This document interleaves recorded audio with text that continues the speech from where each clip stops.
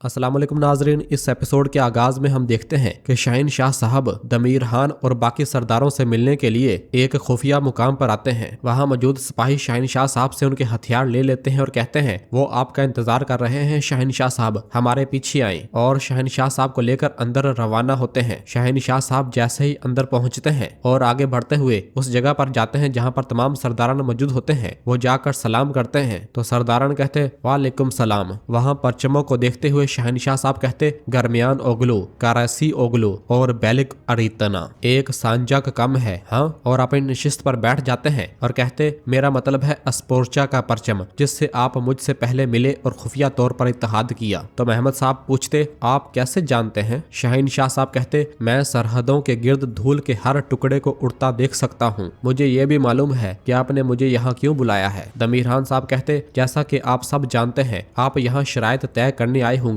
कायल होने के लिए नहीं। शाहीन शाह साहब कहते बिल्कुल, अगर आप उरहान के खिलाफ मेरे साथ इत्तेहाद करेंगे आपको पहले मेरी शराइत कबूल करनी होंगी। तो अरीतना पूछता आपकी शराइत क्या है? शाहीन शाह साहब कहते उरहान की तमाम अराजी बामशूल बोरसा मेरी कमान में होगा, मुझे एक आजाद रियासत चाहिए आप सब के बराबर। तो महमद कहता अगर आप बाद में रियासत कायम करने का इरादा नहीं रखते तो ये आपका हक है। शाहीन शाह साहब कहते मजीद बरा के जब तक मैं ना कहूँ हमारे इत्तेहाद के बारे में किसी को मालूम नहीं होगा और स्पोर्चा खातून को भी इसकी खबर ना हो। यह सुनते साथ दमीर खान साहब गहरी सांस लेते हैं क्योंकि उन्होंने पहले ही स्पोर्चा को बता दिया होता है। शाहीन शाह साहब कहते बाकी सब आप जानते हैं, हम अपनी पूरी कोशिश करेंगे जब तक कि हम उरहान को तबाह नहीं कर देते। इस पर दमीर खान कहता मैं महसूस करता था कि आपको उरहान पसंद नहीं, लेकिन ऐसा लगता है कि आप इसके पक्के दुश्मन हैं। तो शाहीन शाह साहब कहते अगर मेरा बाप भी मेरी कौम को तबाही की तरफ ले जाए तो मैं इसका दुश्मन बन जाऊंगा। अपने हर फैसले के साथ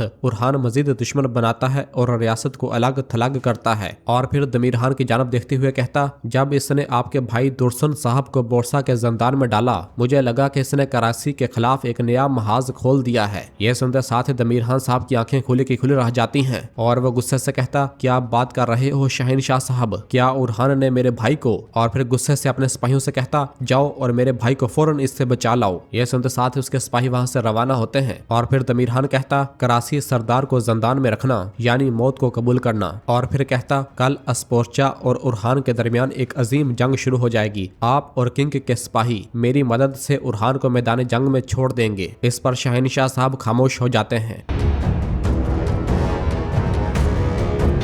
और फिर दूसरी जानब बोरसा में गोंजा खातून अपने दिल पर हाथ रखकर परेशानी की हालत में बाहर आती है और ऊपर से बाहर की जानब देखने लग जाती है और गहरी सांसें लेना शुरू कर देती है। इस दौरान अलाउद्दीन साहब वहां पहुंचते हैं और उसे देखकर कहते गरमियान की पागल लड़की, चालबाज खातून, तुम्हें क्या हुआ है मेरी मोहब्बत? गोंजा कहती तुम जानते हो कि मैं बहुत अरसे बाद कोताहिया जा रही हूँ। अलाउद्दीन देखो मेरा दिल कितनी तेजी से धड़क रहा है। अलाउद्दीन साहब कहते परेशान न हो गोंजा, अगर ये तुम्हारे लिए बहुत मुश्किल है तो मत जाओ मेरी प्यारी, मैं अकेला चला जाऊंगा। इसके अलावा अब तुम्हारे साथ एक नन्ही जान भी है, तुम्हारे लिए रास्ता कठिन होगा। गोंजा कहती नहीं, मैं तुम्हें वहाँ कभी अकेला नहीं भेजूंगी अलाउद्दीन। इसके अलावा शायद मेरे बाबा मुझे देखकर जिद छोड़ दें, मेरे लिए नहीं कम अज कम अपने नवासे के लिए। मुझे नहीं मालूम, शायद वो पहले की तरह अपनी बेटी को गले लगा लें। अलाउद्दीन साहब कहते इंशाल्लाह गोंजा, इंशाल्लाह वो करेंगे। और फिर इस दौरान मलहून खातून वहाँ आती है और पूछती क्या तुम तैयार हो मेरी बेटी? गोंजा कहती हम तैयार हैं माँ, हम जल्द ही रवाना होंगे। मलहून कहती अल्लाह तुम्हारा सफर महफूज बनाए, मैं जानती हूँ कि तुम बहुत परेशान हो क्योंकि तुम्हारे बाबा तुमसे नाराज हैं। इंशाल्लाह इसके अंदर की आग बुझ जाएगी और तुम अपने बाबा का हाथ चूमोगी। गोंजा कहती इंशाल्लाह माँ।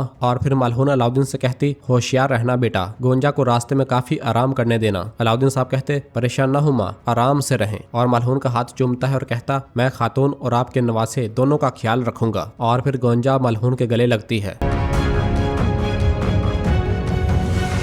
इधर जंगल में हम देखते हैं कि हलीमा और फातिमा अपने घोड़ों पर सवार हुए घोड़े भगा रहे होते हैं और फातिमा हलीमा को रोक रही होती है। हलीमा अपने घोड़े पर रो रही होती है और घोड़ा रोक लेती है और फिर अपने घोड़े से नीचे उतरती है। तो फातिमा भी अपने घोड़े से नीचे उतरकर हलीमा के पास आती है। हलीमा रोते हुए कहती मैंने उस पर यकीन किया बहन, मैंने उस पर यकीन किया। मैंने अपनी माँ से वादा किया था कि अगर मुझे प्यार हुआ तो मैं सबसे पहले उन्हें बताऊंगी। मैंने उसके साथ अपनी वालदा की कब्र की जियारत की, लेकिन वो जासूस बन गया, उसकी सारी बातें झूठी थी बहन। और फिर कहती मैं उससे जुड़ी कोई चीज नहीं रखूंगी और घोड़े की जैन निकालने लग जाती है तो फातिमा कहती हलीमा रुको, ये तुम्हारा घोड़ा है। हलीमा जैन घोड़े से नीचे फेंक देती है और घोड़े को थपकी देते हुए कहती चलो जाओ। तो घोड़ा वहां से भागने लग जाता है और बेलगाम होकर वहां से चला जाता है और फिर हलीमा रोने लग जाती है और जमीन पर घुटनों के बल आ जाती है। फातिमा उसके पास बैठ जाती है। हलीमा रोते हुए कहती उसने मुझे बहुत तकलीफ दी है बहन। फातिमा कहती रो नहीं बहन, रो नहीं। हलीमा रोते हुए फातिमा के गले लग जाती है और फिर थोड़ी देर के बाद कहती मैं नहीं रोऊंगी, मैं नहीं रोऊंगी बहन, मैं अब नहीं रोऊंगी, इसने मुझे धोखा दिया। फातिमा हलीमा का हाथ पकड़ते हुए कहती बहन ये ठीक है, जब तुम रोगी तो तकलीफ दूर नहीं होगी। और फिर हलीमा पूछती वो अकचोरा ने भी ऐसा ही किया है ना? तो फातिमा खामोश हो जाती है और फिर कहती ये मैं ही हूँ जो तुम्हें सबसे बेहतर समझ सकती हूँ, हम दोनों ने एक ही चीज का तजर्बा किया है। तो हलीमा कहती मैं आपसे नाराज थी है ना, क्योंकि आप यगीद से शादी कर रही थी। मैं अब नाराज नहीं हूँ, मलहून माँ ठीक कहती थी। तो फातिमा उसे गले से लगा लेती है और कहती है वो एक माँ है, ऐसा लगता है कि उन्होंने इसे किसी तरह महसूस किया है, उन्होंने देखा लेकिन हम नहीं देख सके। हलीमा रोते हुए कहती मोहब्बत वाकई लोगों को अंधा कर देती है बहन, मुझे बिल्कुल भी प्यार नहीं करना चाहिए था।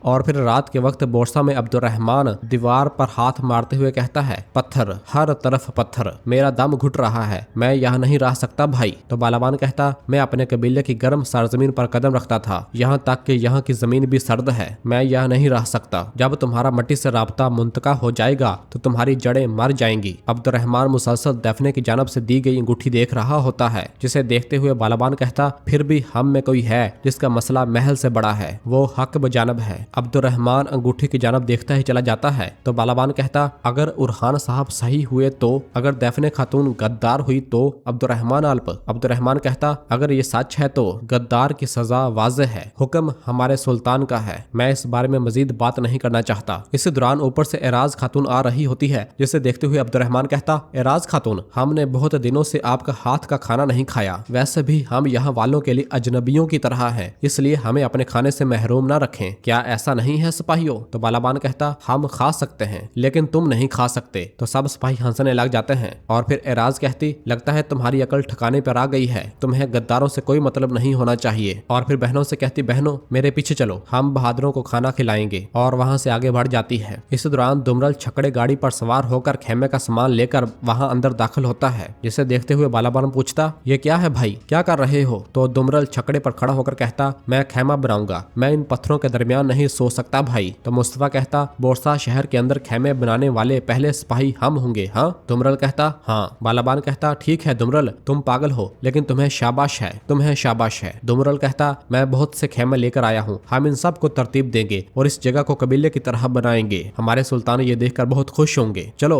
यह सुनते साथ ही सब सिपाही छकड़े गाड़ी से सामान नीचे उतारना शुरू कर देते हैं।